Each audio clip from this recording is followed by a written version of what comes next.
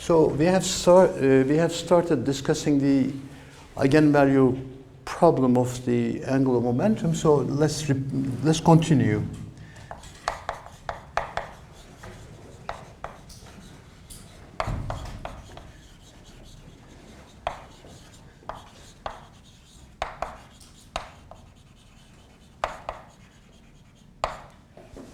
Okay, perhaps for completeness, a few minutes of review what I have done at the end of the last lecture.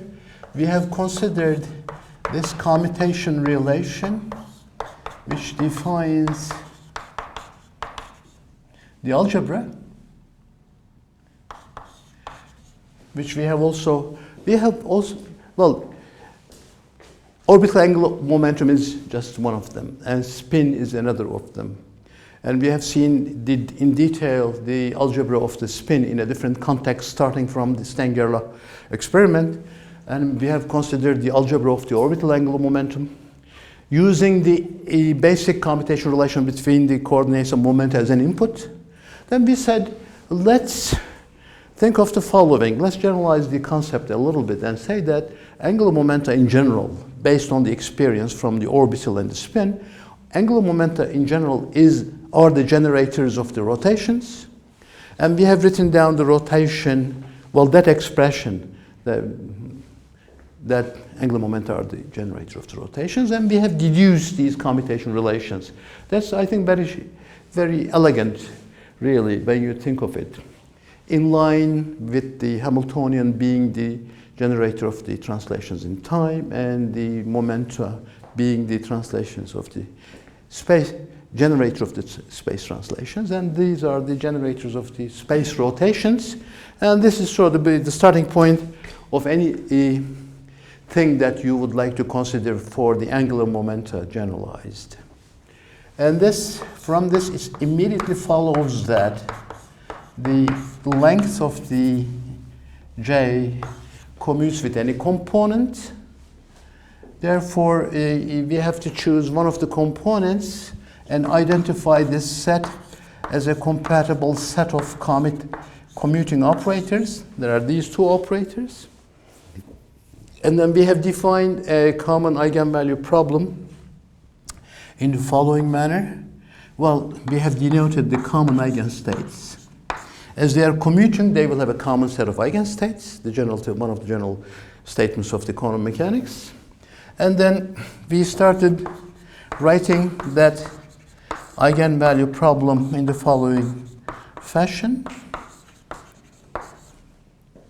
Well, this is a little unesthetical, I agree. We usually pick the eigenvalues and labels in the eigenvector with the same symbol. It is associated with the J squared. As customary, we label this with the J, little j, but we don't know what that coefficient is, eigenvalue is. Therefore, we left it as k. It's unesthetical. At the end of the day, I am going to demonstrate that it's j times j plus 1. So it is well expecting the result, and we are putting this something as k, but it's going to be j times j plus 1. You know quite well from your undergraduate classes. And h bar squared takes care of the dimension. We say that orbital angular momentum is x times p, which has the dimension of h bar. The square of it is h bar squared. As these are the generalized version of all those, we say to reduce it to dimensionless number, we put the h bar squared in here. So that was the idea. Jz, Jm. Well, here it's okay because we are using really the label and the dimensionless eigenvalue to go hand in hand. Then what we have done was next to go from here to another set of a new set of commutation relations, which let me, in order not to make any mistakes, let me copy it. So we have, by introducing j plus and j minus, jx plus I, jy, for the reason which will be clear in a moment, then instead of the x, y, z, or 1, 2, 3 coordinates which enter into this expression, we say let's try to rewrite the commutation relations in terms of this j plus, j minus, and jz. So that's when we do this, we get the following. J plus j minus is twice IH bar jz, and jz, well, derivation of these are just, it takes less than 2 minutes, as we have seen last time. So I have just copied it instead of spending further time on it. First of all, notice that these are non-Hermitian, because j plus goes to j minus, and vice versa when you take the Hermitian conjugation. And there is some analogy between these and the following set of the simple harmonic oscillator. That reminder is a good reminder, because that will convince ourselves from the very beginning that these are also ladder operators. That is, they will be increasing some kind of eigenvalues. What are the associations? Well, the associations are the following. We are going to associate, well, here is the angular momentum column. Here is the simple harmonic oscillator column. And perhaps in this gap we have to say what is what. Well, we claim that j plus will be associated, well, will be analogous, really, not associated, a dagger, and j minus will be analogous to A, and we have to find the other entity, which is the analogous to the jz, that is M. Jz is really the N in the simple harmonic oscillator language. If you say why we do this, well, it's easy to see why we do this, because, for instance, Jz, if it is analogous to N, we should expect to see an expression like this. And A minus, which is minus A. A. There's no plus minus there. One is A dagger, one is A. No, if you remember those simple relations which we have derived and used in the simple harmonic oscillator, it really, these particular two commutation relations is really suggestive. It looks very much like that. If Jz is N and the others are A plus and A, there's such a correspondence. So we expect that these will be ladders. Thus we expect, just based on that analogy, that's very suggestive, expect that A and A dagger are ladder operators. There in the simple harmonic oscillator case, ladder was changing the eigenvalues of the N by 1 unit, right? For instance, A dagger was doing the following. This is the proportionality sign. And remembering that little n are identified as the eigenvalues of the capital N, the number operator, and A was proportional to n minus 1. That is, this was increasing the eigenvalue by 1, and this was decreasing by 1. So therefore, in expectancy of that analogy, we expect the J plus and J minus to do the same. To do the same in the sense that J squared is sort of a spectator index in here. Jz plays the central role.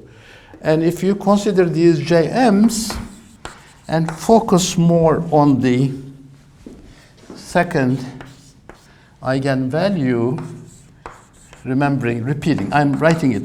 It doesn't hurt me to write it.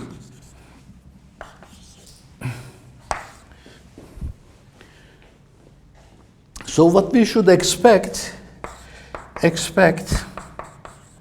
that J plus take that and takes it to M plus 1. The other one is spectator, and it wouldn't change it. I will demonstrate that the J plus or J minus wouldn't change the first index. It stays there as a spectator. It changes the second indices. And this one, then it will be that. Before demonstrating that this is really true, let's, for instance, show that J plus minus doesn't do any change in the first label. How do we do that? So the first statement is that J plus and minus do not affect, do not change the J in Jm. Let's demonstrate this. The demonstration is easy. J squared is J plus minus is 0 using this. I have not written it in here, but as J squared commutes with any component of Ji, that is x and y, thus it should commute as add it here as a trivial statement.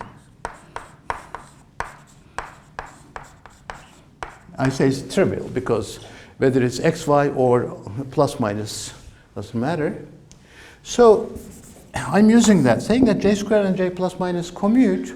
Therefore, if I write J squared Jm as kh bar squared Jm, if I act on this equation altogether as J plus and minus, and as these commute, I can change it J squared J plus minus Jm.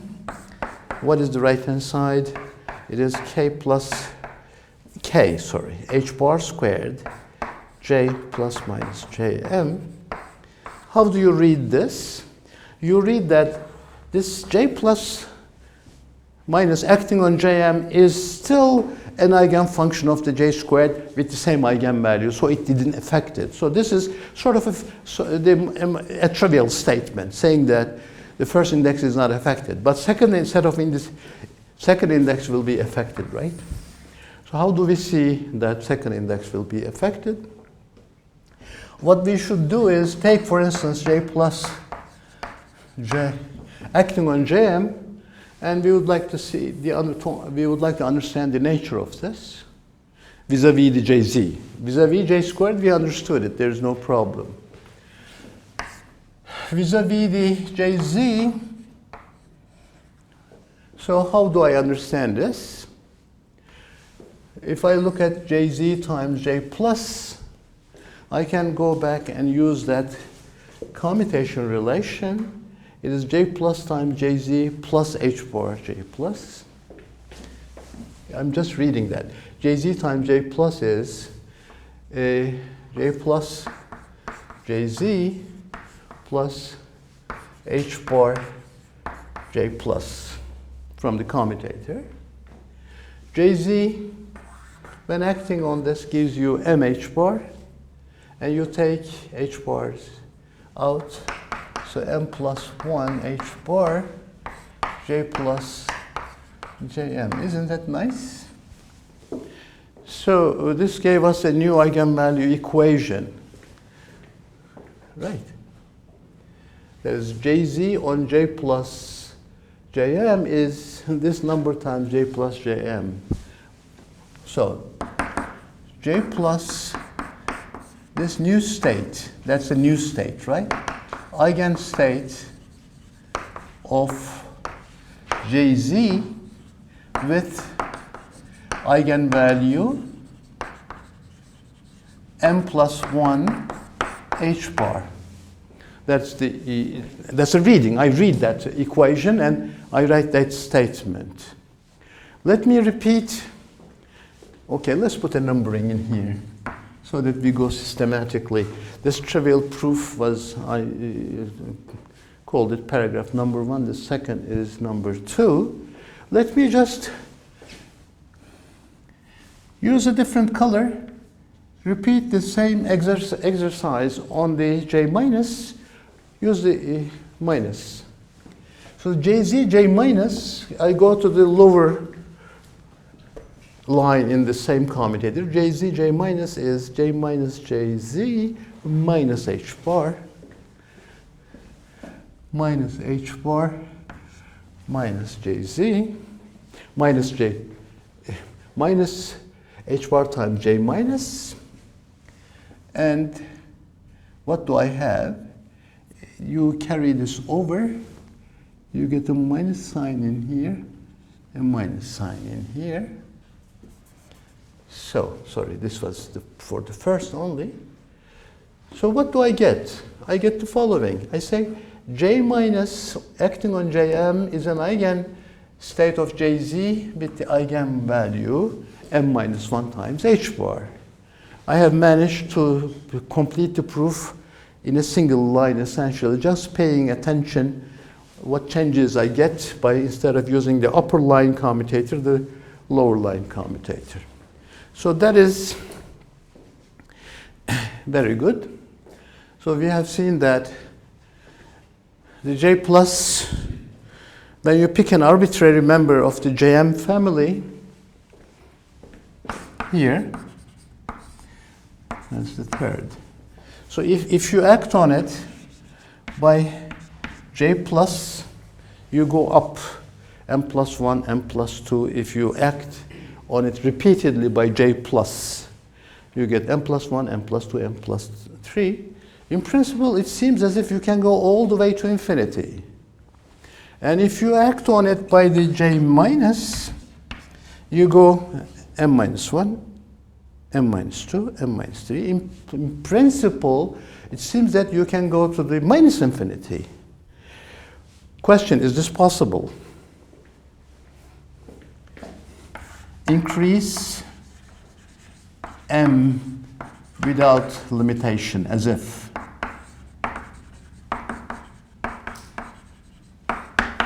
Of course, that's decrease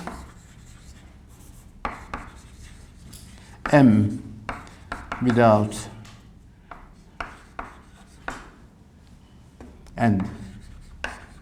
Of course, end or limitation. Of course, that doesn't sound correct. And which observation will save us from that disastrous nonsense? Well, we have to look at the following now.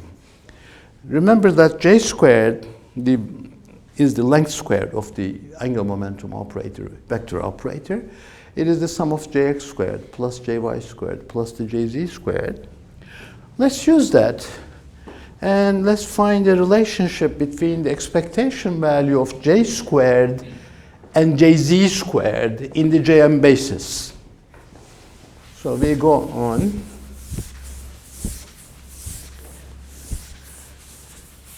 So this is the fourth, to override that nonsense. We look at this J squared is Jz squared, Jx squared, Jy squared. Now let me move this to the left-hand side. And we get Jx squared plus Jy squared. Then let's consider the expectation value of this equation in the common eigenstates of the J squared Jz. The left-hand side is J squared minus Jz squared. Well, it's a Jm, so I don't write it in detail. It is the expectation value in this particular state. But I will write the right-hand side in detail. Jx squared Jm plus Jy squared Jm.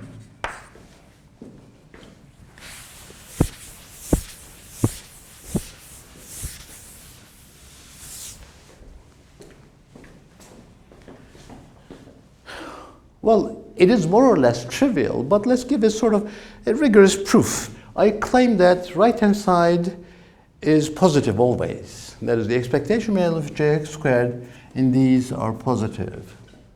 How do I know?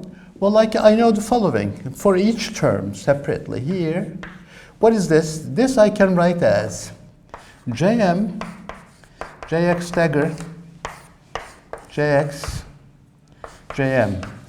Well, I'm exaggerating, of course. When this is acting to the right as itself, it acts to the left as its conjugate, but that's Hermitian, right? Being Hermitian, Jx dagger is equal to Jx and Jy dagger is equal to Jy. So what is this? It is the conjugate of this. If this is a new ket, this is the new bra corresponding to this one. So therefore this term, again continuing, is the Jx m vector squared, right? Jx m is a new ket, and if you get the norm square of that new ket, it is this one. And similarly for the second line, Jy, Jm. Well, being the length square of a ket, they are positive definite, right? And the least value they can is 0. Therefore, this term, being equal to the sum of these two positive definite terms, they are positive. The left-hand side is positive. In the Jm, what is this first term in the Jm?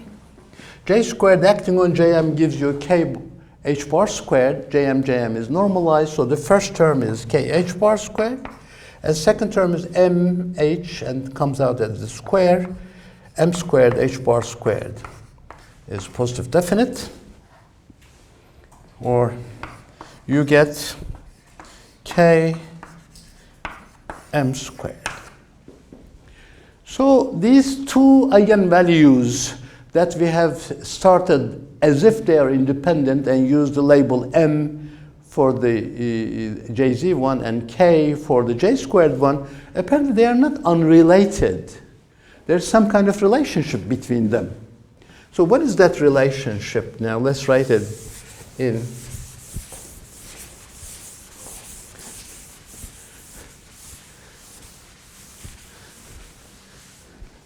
detail. So this implies that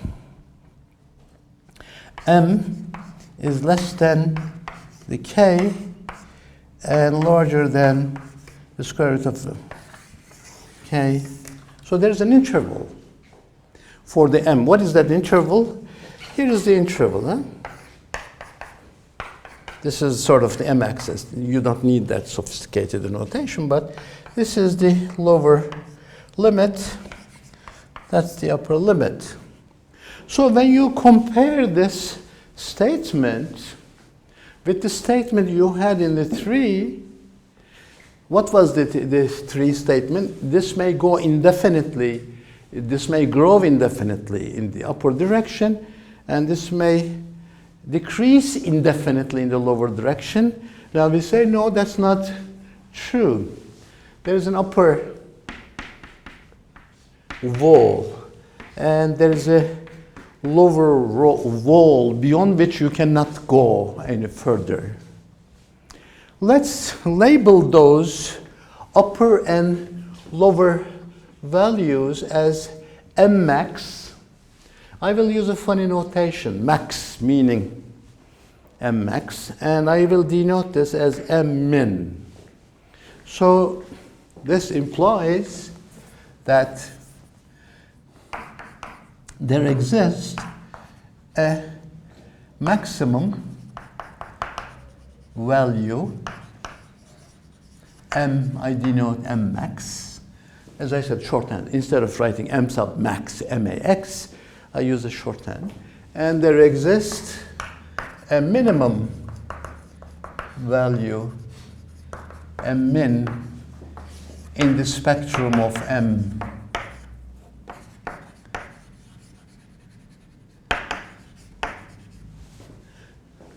So that's the consequence of paragraph 4. So let me move to this paragraph 5. 5 is telling me, consider now Jm max, a specific state, which you say it is there. beyond which you cannot go. Beyond which you cannot go means what? If I act on it by j plus once more, I get 0. I shouldn't be able to move out of this region. J plus j must be 0, correct? Otherwise, it wouldn't be the maximum value. I would be reaching to maximum m max plus 1. No, that's not possible. So it should kill this state. If it kills this state, if I act on it now further by j minus, I should still get 0. If it is 0, so this would be 0 as well. Nice, isn't it? Well, the reason why we do this is because I know that I can write the j plus, j minus in terms of the jx, jy, jz. Well, let's see. What is this? Jx minus ijy, jx plus ijy. So there is a jx squared plus jy squared. What else? There is I plus jx, jy commutator, right? Because there are the cross terms. One of them has a minus sign, the other has a plus. So the first one, jx, jy order. The second one with the minus sign is jy, jx order. This is the commutation relation. So if I use the commutation relation, it is I times jz. So this entire thing is, if I rewrite this jx squared plus jy squared as j squared minus jz squared. So this entire thing is written as j squared minus jz squared minus jz. I am sorry, I forgot to put the h bar in. I'm using the rigorous notation, not the natural units. So it is minus, so this operator, which is acting on the max state to give 0, is really this operator. What is the advantage of identifying this with that? I know that j squared and jz are the operators which have these association with these eigenvalues. So I can write this now as, the first one is j squared, which is k h bar squared. The second one is jz squared, which is m squared h bar squared. The last one is h times m times h bar. So h bar squared m acting on j m max. Okay, some cleaning is needed.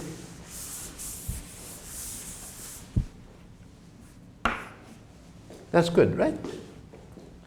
Why? Because this, it tells me, it gives me a nice expression. H bar squares are common, they cancel. So I have m times m plus 1. M max squared, m max. M max times m max plus 1. That's even nicer. You see that the k that you have introduced to be associated with the j squared in the first place is something related to the m max. It's not exactly the square root of m max, or the square root of k is not directly m max, but there is this beautiful relation of m times m plus 1 type of relation. Very good. Let's proceed in the similar spirit. I'm still in the part A is this. Part B is consider now next. Next, consider Jm min, minimum. That's the notation we invented for the minimum. If m min is the lowest value of the m that you can go, if I act on it once more by the j minus, as I cannot lower the value of m min by 1, that should vanish. It should kill that state. So we expect that j minus should kill this state. as it cannot lower the value m, the only thing that it can do is killing that state. If J minus is killing that state, I can repeat the same logic, same reasoning. If this is 0, if I act on it by J plus, I would still get 0, correct?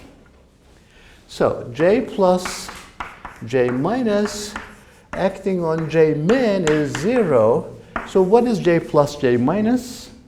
Again, remembering the explicit expressions x squared, y squared,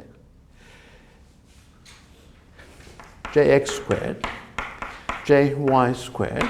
Sign, pay attention to the sign. Here there is, this plus sign is I, jy, jx order. So it is minus I, jx, jy order. Jx, jy is I times jz, I times jz, I and I is minus, so there's another minus sign, is plus, and this one is j squared minus jz squared, so I get j squared minus jz squared plus I'm used to that natural unit, c is 1, h bar is 1, then you make these mistakes. So let's put the h bar correctly. So h bar jz acting on j m min is equal to 0. Nice. That will give me a relation which is similar to the part A of the paragraph 5, which is k h bar squared minus m squared h bar squared plus h bar squared m, or k h bar squared k m min minus 1 j m min minimum, that is equal to 0.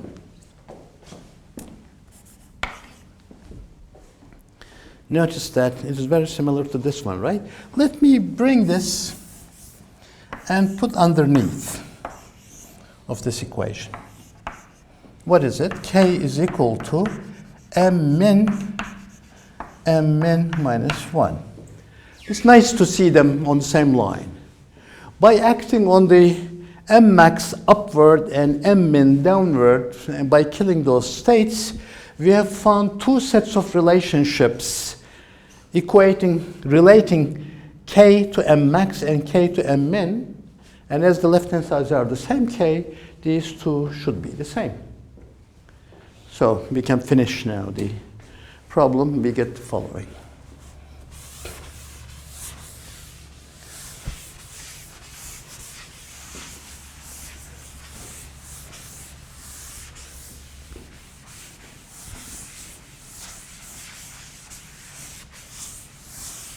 So what I get? K is equal to m max plus 1, which is also equal m min minus 1. Let me solve this for m min.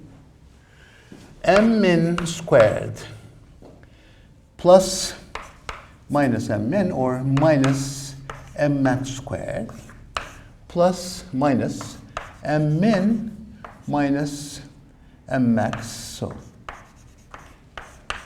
here is the equation. If I write this as m min minus m max, or plus, let me start with the plus, times m min minus m max, I factorized, but this factor is common, I write it in here, is equal to 0. So this is a nice factorization. It gives me two roots. M min is equal to minus m max, or the second root is m min is equal to m max plus 1. Well, if you look at this equation and that picture that we had over there, this second, well, these are both mathematically possible solutions. It tells you that the minimum that you can reach is the maximum plus 1. Of course, this is not possible, right? By very definition of these concepts. Okay, we have erased it. So there is only one solution which is consistent with the concepts that we have introduced. So the minimum value of the m should be on the opposite side. Here is the m in a sense. They're symmetrically located. If it is the m-axis, if this is the 0, it is symmetrically located on each side. So this is the m max, and this is the, max. This is the m min, which is equal to minus the m max. Okay. So we are almost there now to finish, really. Okay. Remaining. Define m max, I call it j.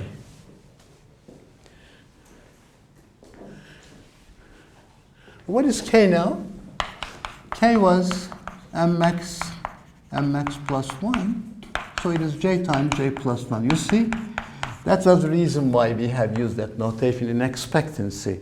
So that new j, which is identified with the m max, is coming next to the, go back to the original definition. K becomes j times j plus 1. So my eigenvalue equations becomes now nice.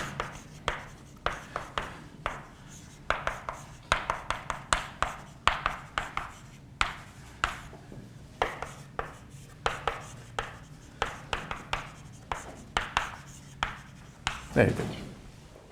So there is one subtle definition on the possible values that m can take. Notice that the m takes place in this axis now.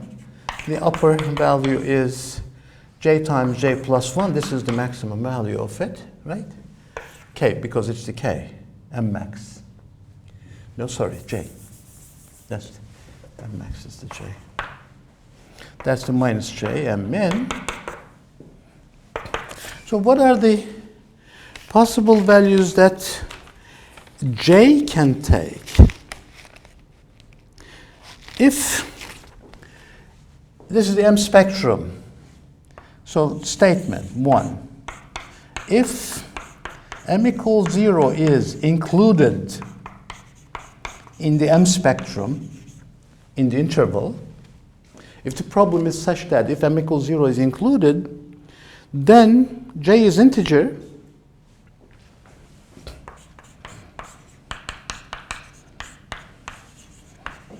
and thus m is integer.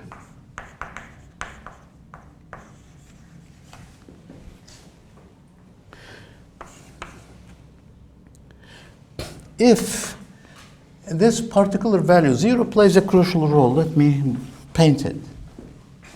So I'm using this argument. If it is there, if it is 0, then you change it by 1 units, right? Go to minus 1, minus 2, minus 3. If in the upper direction, plus 1, plus 2, plus 3. So j's are integers and m's are integers as well. So it's more or less trivial, but it's a subtle statement. But if m is not included in the spectrum, then j is half integer,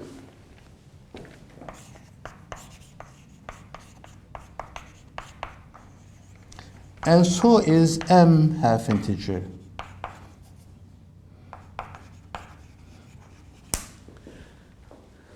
You may say, of course, I'm asking this to you. 0 is not included. Why only the half integers, but not any fraction, 1/3 or 1/7 or 1/5, etc.? Think of it. Why half integers only? Integers and half integers, but not other rational numbers or fractions. Think of it. This is a true statement, obviously. But when you're really thinking of quantum mechanics, you have to challenge yourself. How really it came out to be so? Integers and half integers, fine. Well, we know that there are spin 1/2, spin 3/2, spin in nature. And orbital angular momenta are quantized in such a manner that they are all integer values, 0, 1, 2, 2, 3, but 9, 1/3, 2/3, etc. Think of it. I'm done for this first part. After the break, we are going to continue on the first. Let's finish the orbital angular momentum, and the third hour we'll do the addition of angular momenta, because today is our last lecture. We have to squeeze everything in. Okay.